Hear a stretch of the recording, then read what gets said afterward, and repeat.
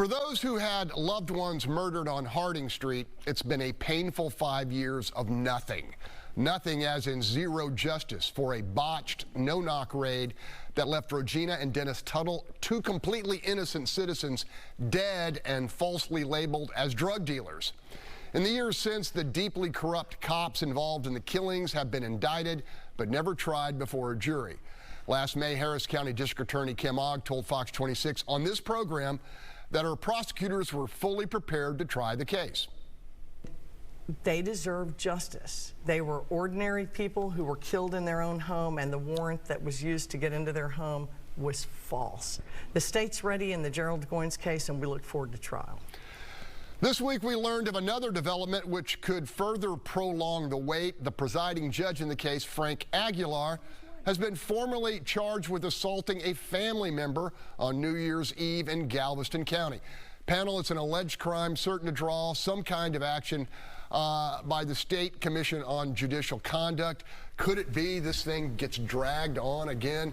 Just general thoughts on this, Charles. Yeah, I mean, I'm sure it could, and I wish they would act sooner. I mean, you have someone who's a judge who allegedly committed something like this. That's unbelievable that they're allowed to still report to work in the meantime. But also at the same time, on the Harding Street thing, I wish we saw the district attorney advocating more publicly to move that case forward the same way we see for other victims. We've seen the district attorney's office go after the crime lab for delaying cases. We've seen them go after commissioner's court for not funding. So why are we not advocating for the Tuttles and Nichols the same way that we do for some of these other victims? Do you believe Kim Ogg when she says state's ready? And they've been saying this, and I believe them. Yeah, I believe it, because you can't get a trial date unless the judge gives it to you. So if there's a problem with Judge Aguilar, then what he can do is recuse himself without any reason, and it goes back into rotation.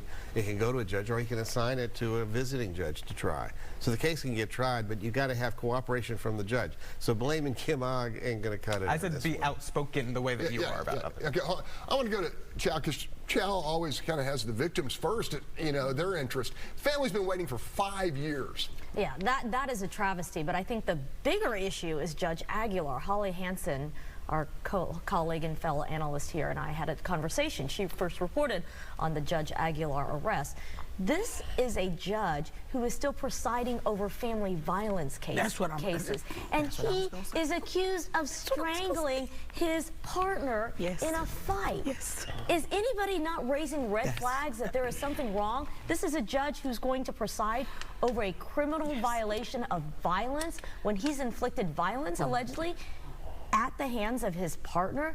Something has to be done. And has the State Judicial Conduct Committee done anything? Not so far. He's back on the bench. Yes. Go ahead. And, Child, 100%. You can steal my thunder, baby. Because that's just what I was going to say. How the hell is he back at his job where he's over there sentencing people for committing a crime that he didn't commit it? And we talking about on New Year's. Today is the 28th.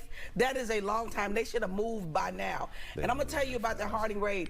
For many African-American neighborhoods, that officer and his partner were terrorizing for decades. And if you look, over 7 people were killed by him, and he got away with all of it. So they were waiting to see him get some kind of justice in this case, and it's been delayed. Justice delayed, justice denied. All right, we're going to leave